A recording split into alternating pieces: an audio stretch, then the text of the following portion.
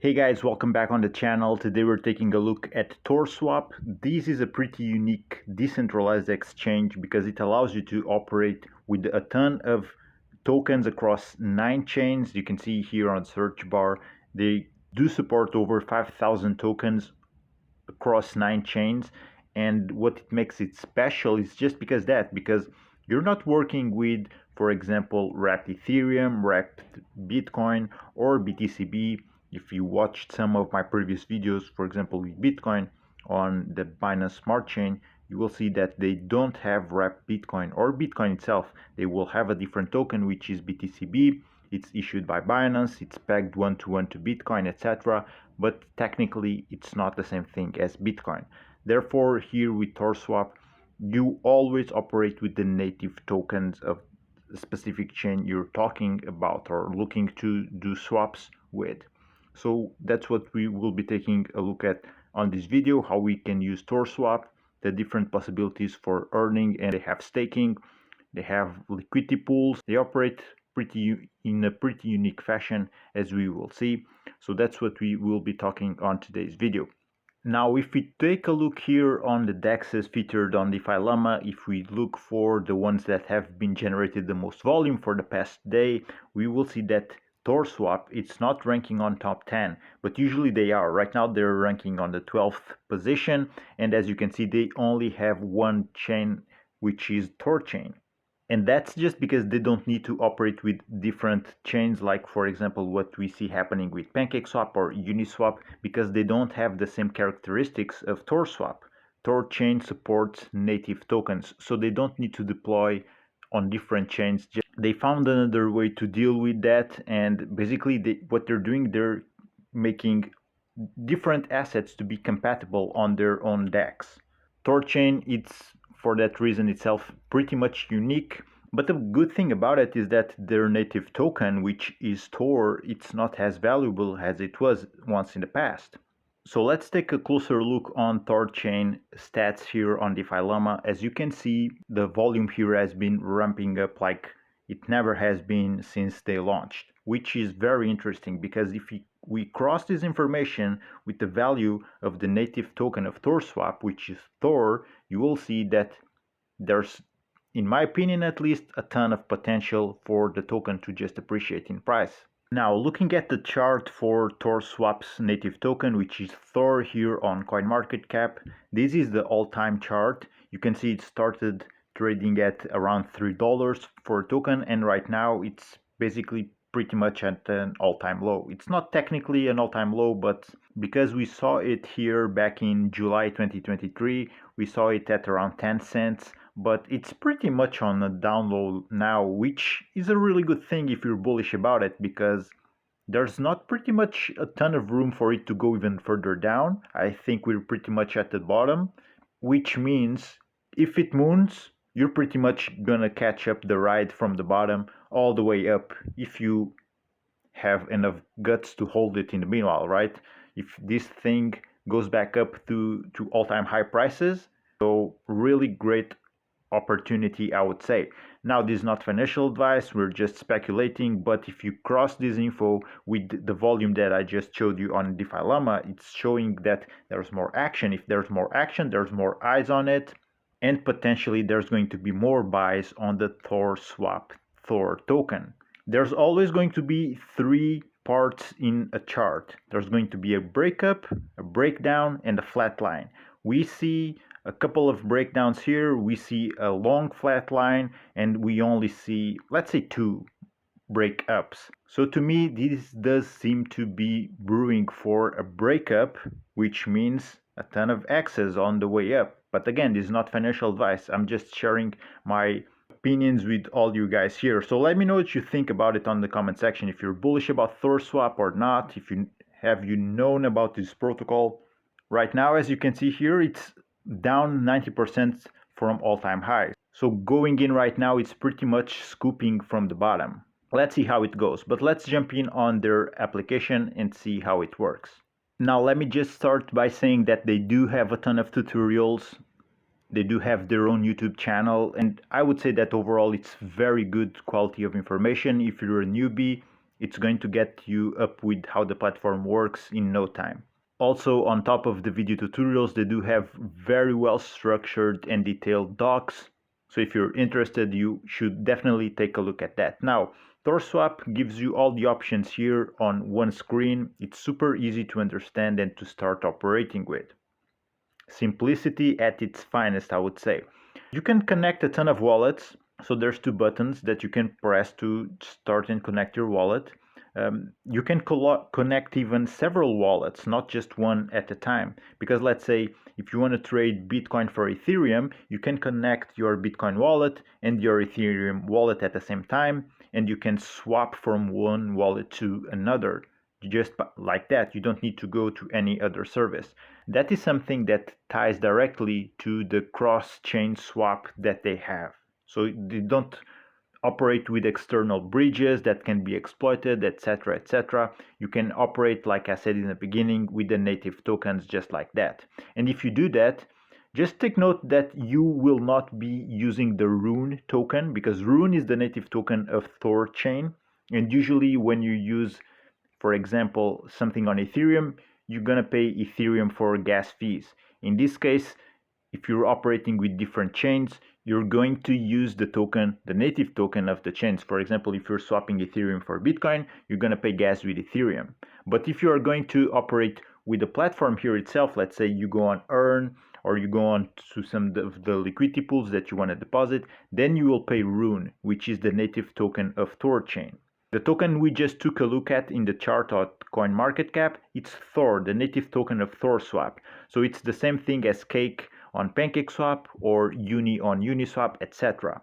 I'm just putting this out there for you don't get confused in case you're a newcomer to this type of information, all right?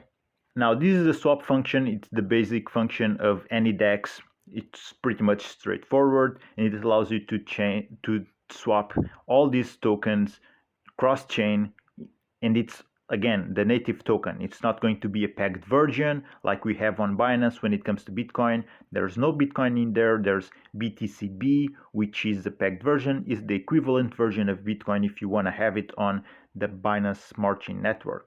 And the same goes for Wrap Bitcoin on some other chains and Wrap Ethereum on other chains. In here, there's no need for that. You can operate with the native tokens seamlessly and effortlessly, and that's what makes THORSwap to stand apart from everything else. Here on the Earn tab, you will be able to interact with their servers vaults, and this is one of those things. If you want to deposit here, you'll have to have Rune in your wallet because you'll need Rune to pay for the transaction costs since you're operating with the Thor chain natively. All right, now there's going to be a ton of options here. There's Bitcoin. The APRs right now are not that appealing, but there's still space in some of these savers vaults. Currently you see the allocation for each vault. Bitcoin is at 83%, Ethereum at 67%, and so on and so forth. Now when it comes to stablecoins, take notice that USDT has a little Ethereum icon here, so it means that it's USDT on the Ethereum chain. The same thing goes for USDC here, so that's how you can distinguish these different stablecoins. If you have something on a specific chain, you should take a look at the smaller icon because it shows you in which chain we're talking about. You see down here there's the same USDC but on the AVAX chain. And this pretty much is just like a staking option because you see that the APRs are not all that high and you only need to have one token. So it's pretty much the same thing as staking. Now here on Borrow, this is one of the best features that they have, but sadly there's no room for borrowing anymore. If you come here, you see there's two assets that you can deposit as collateral, Bitcoin and Ethereum, but the cap is reached at 100%. So you'll have to wait for either the team behind THORSwap to just allocate more space, more cap size, or someone to take their funds back. And by doing that, they will clean up some space here for the lucky person who comes and grabs it, because as you can see here, they are very, very advantageous for the user. Zero interest, no liquidations or expiration.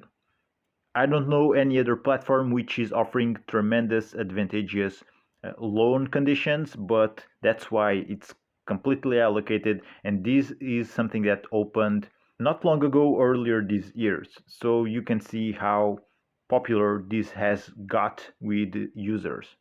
Now let's take a look at the liquidity pools, because they also have some pretty unique mechanics behind it. Now there's going to be, let's use this example here, Bitcoin paired with Rune. There's going to be the option of deposit only Bitcoin, Bitcoin plus Rune, or just Rune.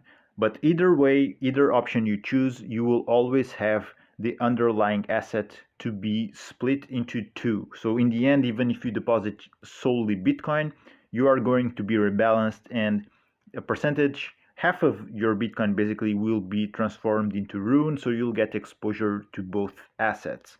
The same thing goes if you have Rune only and you deposit Rune only, half of it will be turned into Bitcoin, and then you'll get exposure 50-50 to both assets. And from the token list that you can choose from here, you will see that there's plenty of options. There's stablecoins, there's other blue chips, but they really do have a ton of liquidity pools for you to operate with. And regardless of the token you choose, remember it will always be paired with the Rune token. So have that in mind. So whatever we saw here for Bitcoin plus Rune will be true for whatever token you choose, because as you can see, Rune, you cannot choose any other token, but here on Bitcoin you can go and choose another. So let's choose one just to take a look at it. So for example, if you want to go in with Bitcoin Cash, you can also do that. You also have that here as an option. The liquidity tab will show you the liquidity positions that you have opened. On the wallets tab, you will see that you will have a ton of info here, so you can connect, like I said in the beginning, several wallets, and you'll have info on all of those, and you can use this as a way for you to manage things more easily. You can operate cross-chain as you please with THORSwap using any of your different wallets. So that's a really great option in my opinion. Sending here will give you basically the same option that you have here. You see you have three options: send, receive, and swap. The send option, the send tab, will just give you the same thing. It goes either way. It's more direct here, but you could do the same operation by selecting your wallet of choice and sending from there. THOR name is also a way that they have to just give your own personalized names to your wallets instead of having those really long and crazy combinations of letters and random numbers. In that case, if you want to name your wallet in a specific way, you can check name availability.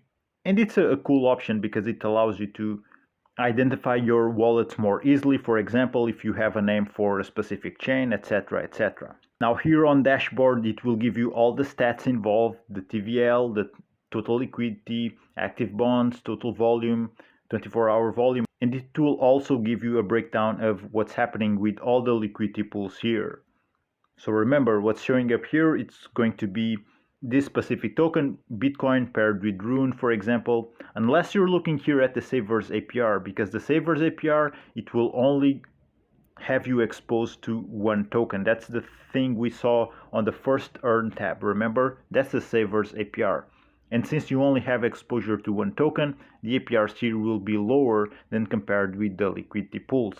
But for example, you also can see here that you can operate with Wrap Bitcoin on the Ethereum chain.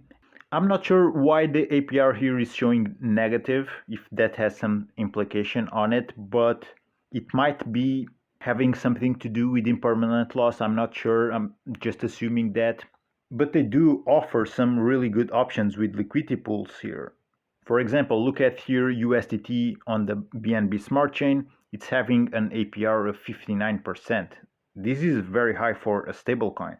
So it depends on what you're looking at, obviously, but they do have a ton of options here.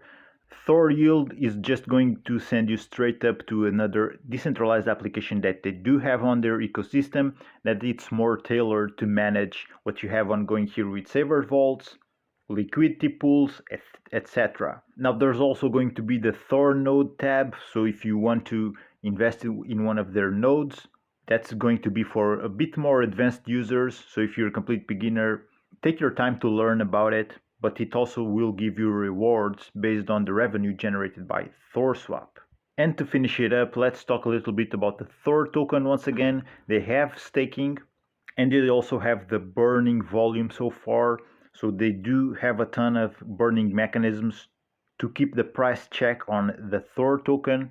Now here, if you want to stake THOR for VTHOR, what's going to happen is that you're gonna become a protocol shareholder, so to say. So you're locking your THOR, you get VTHOR in return, and VTHOR holders get, I believe it's 75% of the revenue generated by THORSwap. So it's also another way for you to earn with this decentralized exchange. Staking your THOR for VTHOR will allow you to share some of those revenues generated by the exchange. You can see here the staking APY currently is 21%, and currently you see that 68% of the total THOR staking is being occupied. So if it goes up to 100, there's not going to be any more THOR staking allowed unless something changes, of course, just like what we saw happening with the borrow section, where all the let's call it vaults or pools were completely allocated with Ethereum and Bitcoin. Now let me just mention they also do have their own card, a real physical debit card. It will mostly work for European users. They also have their own bank account based in Switzerland. So a ton of cool things also ongoing with that, but I will leave it for another video specifically detailing the card and all its functionalities. So guys, I'm gonna wrap this one up. I hope you enjoyed. I hope you took some value from it. If you did, leave that like, hit subscribe if you haven't, and if there's any questions, let me know down below in the comments.